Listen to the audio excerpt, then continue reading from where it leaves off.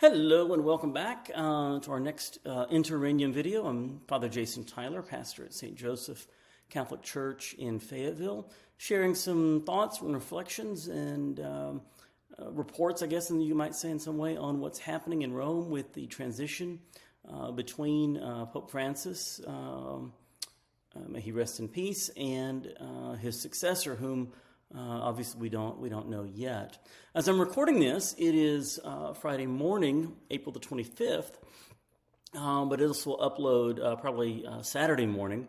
And what I want to do today is just recount some of the things we've seen so far. Now, obviously, by the time this publishes, so to speak, we will have seen the funeral already. And so I don't have any thoughts on that yet because it hasn't happened yet for me. But I may have some in the next video. I did speak in my previous one about what you can expect to see in the funeral, what is likely to be seen, and how it's in some ways similar to other Catholic funerals that you've been to, and in some ways different as well. And so if you haven't seen that, you can certainly go back and watch episode 2 of this series on the papal funeral.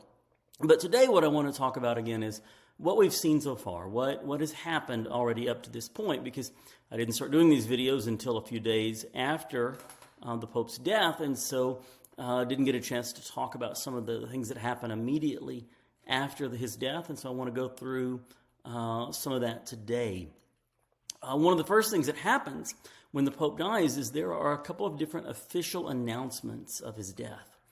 Now, Pope Francis died at 7:35 in the morning, Rome time, which would be 12:35 in the morning for us in Arkansas. I was asleep at that time. I imagine most folks were. And so I didn't hear about it until I woke up around 6 o'clock that morning. But again, in Rome, it was 7:35 in the morning. I believe the announcement went out around 9:30, 9:45, so just a couple of hours later. Now, that would be different, too, than what happened with John Paul II, but that's because the circumstances of their deaths were very different. John Paul II, we all knew he was dying. You know, there had been an announcement, a few days before he ultimately passed, that he was sick again. He had been in the hospital earlier that year. In fact, it's very similar. John Paul II was hospitalized for a few days in February, came back to the Vatican, limited his public appearances, and ultimately died in April. Pope Francis was hospitalized in February. Now, he had a much longer hospitalization. He was in the hospital like 5 weeks or something, I think. But ultimately went back to the Vatican, severely limited his public appearances, but did not eliminate them, as we've seen, right? He visited with J.D. Vance and with King Charles and some others, and then made an appearance in St. Peter's Square, even on Easter Sunday. But Pope Francis, of course, died in April. So there are some parallels in that sense. But yes, I think the public announcement was a little bit later in the case of Pope Francis because, again, maybe of the surprise nature of his death. There weren't sort of several people around on death watch, as it were, for lack of a better term. But the Pope's announcement, you got sort of the press announcement on the one hand, but then you also have some other very official sorts of announcements. One of those is made early on by an official called the Camerlengo. Now, Camerlengo is an Italian word. The English translation is chamberlain, but often we end up hearing the Italian word thrown around, partly because I think it's kind of a funner word to say, maybe, and in part because chamberlain is not even a really common word in English, and if we had it, we probably aren't thinking about the guy that's doing what the Camerlengo does during a papal interregnum. But the Camerlengo is responsible, yes, for announcing that the Pope has died, and he does so early on. There's an official called they call him often the Cardinal Vicar of Rome. Basically, he's the Vicar General or number 2 official for the Diocese of Rome. He is responsible for announcing it to the Roman people and sort of seeing to their pastoral care in that time.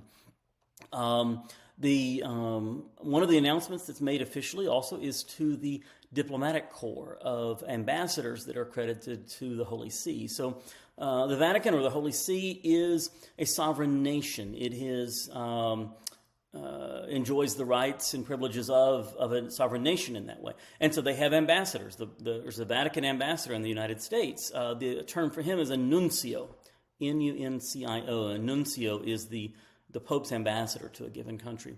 But then the United States has an ambassador to the Holy See. Actually, at the moment we might not, because when there's a new president that comes in, as President Trump has only been in office for a few months, sometimes that the new ambassadors don't get appointed immediately. Sometimes there's a lag of a few months, and I think that may be the case now. I think Trump has announced someone, but I'm not sure that he's gone through Senate confirmation and everything yet. So at any rate, though, the United States normally has an ambassador to the Holy See. The United Kingdom has an ambassador. Canada has an ambassador. Mexico has, most countries do. Some don't for various political or even religious reasons, but most do. And so they get an official notification of the Pope's death as well. There was, this time as well, I saw some of the clips of the Camerlengo. And the Camerlengo, by the way, someone with strong American ties, Cardinal Kevin Farrell. Cardinal Farrell was born in Ireland and grew up there. But as a priest, he was working in the United States for a while, and ultimately he became auxiliary bishop of Washington. Now, an auxiliary bishop is someone who has the full sacramental authority of a bishop, so he can do confirmation, he can ordain, he's a successor to the apostles, but he doesn't have the governance of a diocese. Instead, he assists another bishop. So the parallel is, if you think about your parish, I'm the pastor at St. Joseph. I have an associate pastor. He's just as much a priest as I am. He can celebrate the Eucharist, he can hear confessions, he can anoint the sick, all those functions, but he's not in charge of the parish. Instead, he assists me in the governance of the parish. In a similar way, an auxiliary bishop has the full sacramental authority of the bishop, but not the administrative or governance authority.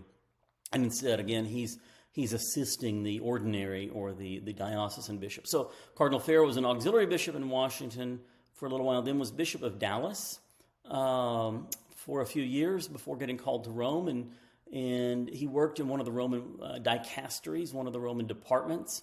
And the Camerlengo role was kind of an additional thing to his main role, because most of the work of the Camerlengo doesn't kick in until a pope either dies or resigns. And so Cardinal Farrell, as part of the official ascertaining of the Pope's death, calls the Pope's baptismal name 3 times. Now, there's some significance here theologically.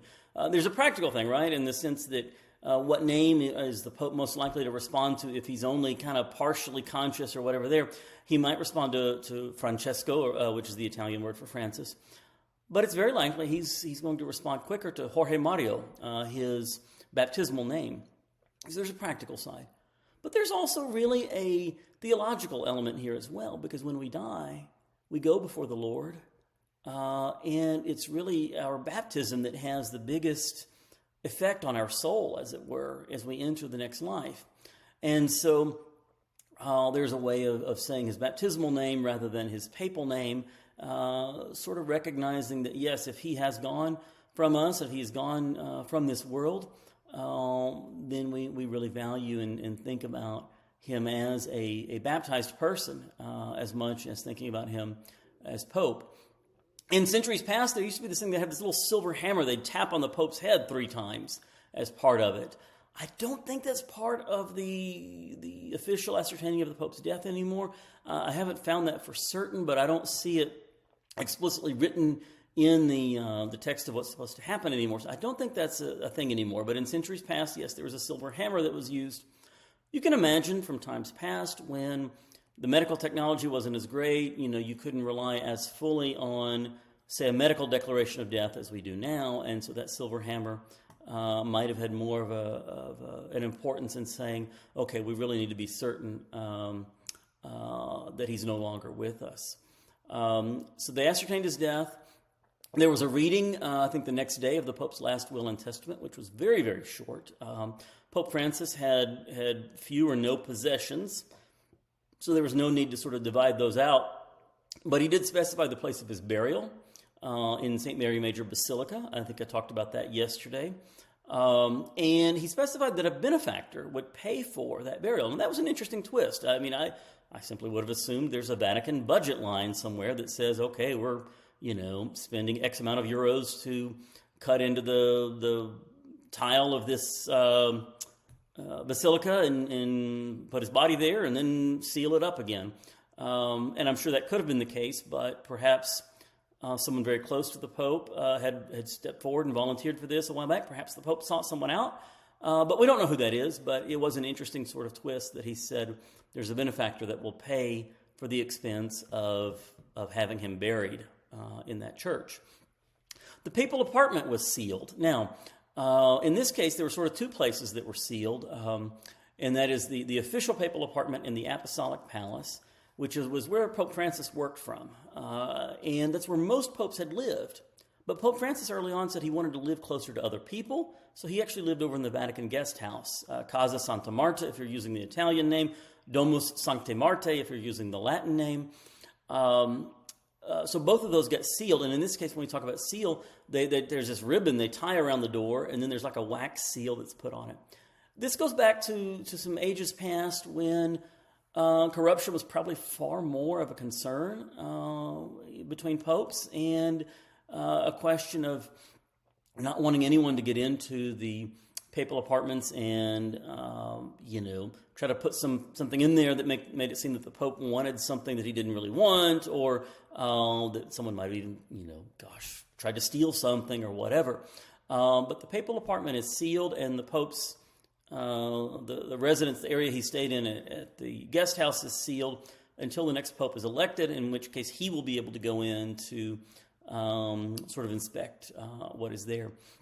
Also, the fisherman's ring was destroyed. The fisherman's ring is simply the name of the ring that the Pope wears. St. Peter himself was a fisherman. The Pope is the successor to St. Peter, and so they call his ring the fisherman's ring.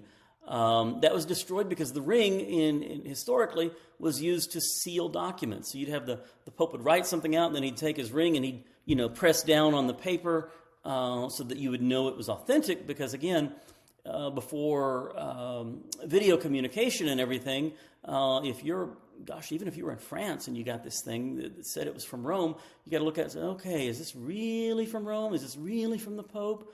Or is it somebody pretending to be him? And that seal from the ring was part of how you knew that. But that gets destroyed now, again, to prevent any sort of fraud, to prevent anyone writing something, using that ring to seal it, and sort of writing it as though it were published a couple of months ago, and it was written a couple of months ago, maybe, and we are just now seeing it for whatever reason. So no, the ring gets destroyed early on after the death of the Pope for that reason. We saw his body transferred to St. Peter's Basilica, and if I'm remembering right, that was Wednesday morning. So it was transferred from, again, that guest house where the Pope lived and where he died, there to the Basilica, where the body is now, as I'm recording this, is now lying in state, and it will be lying in state until Friday evening. So by the time you see this, it's no longer lying in state, but pilgrims can come and visit. They're closing the Basilica, St. Peter's Basilica, for only like an hour and a half or 2 hours every day for cleaning. And that's like probably 3 or 4 in the morning. They're shutting it down. Otherwise, that line of people keeps flowing through. This was a very interesting thing when John Paul II died and when I was there in Rome. I had not expected the response to be as strong as it was. And of course, it was a wonderful thing. But I remember going to see the Pope's body, and I got in line like at 3 p.m. Now the line, when I say I got in line, the line was probably a good half a mile or more from the door of the Basilica, and it was 11 o'clock at night before I got in, maybe a little bit later than that. So I was in line like 8 hours, and I got to see his body for all of like 15 seconds because they're rushing people along. You can't stop and linger. They've got guards there, and like if you stop, they're going to say, "Hey, buddy, keep moving, keep going."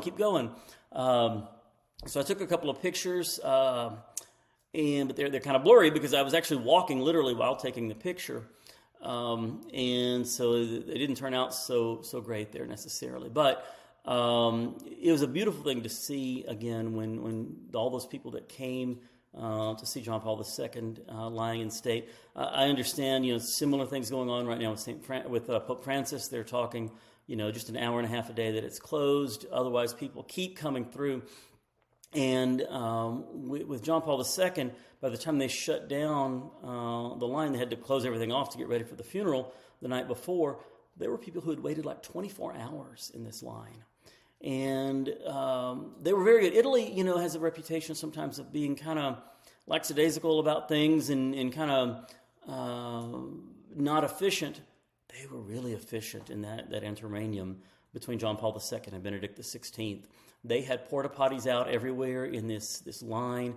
They had kind of planned out this line, snaked around different buildings, so it went down the big wide street that leads up to St. Peter's, the Via della Conciliazione, and then wrapped around some of the streets or some of the buildings onto other streets. And they had Boy Scouts handing out bottles of water. Just a great thing overall. But anyway, those are some of the things that have happened already. Probably some foreign dignitaries are being sort of brought up and allowed to see the Pope lying in state without having to go through the whole line. I know that was the case in 2005. President George W. Bush came in along with former President Clinton, and I want to say maybe former President George H.W. Bush came as well, as all kind of part of the American delegation. And they didn't have to wait in the long line, and security would not have allowed that for one thing, but they sort of got brought in through a side door, and so I think other foreign dignitaries may do the same, so we may see footage of that before it's all done. All right, I've gone over my 15 minutes again. Sorry about that. I get real excited and get into these things, but again, that's just a recap of what's happened so far. My next video, I'm going to talk about what's called the Novendial or Novimdial Masses. There are a couple different ways of spelling that and pronouncing that, and I'll talk about why that is, how long those go, kind of what they are, when they started, and how they can sort of tie into other practices in the Catholic faith. So, and I may have some thoughts on the funeral too. I am planning to be up early and watch it, so we'll see if I'm kind of, really tired looking at my next video from having got up so early. But anyway, thanks for watching. Please subscribe, and I'll see you for the next one. Bye.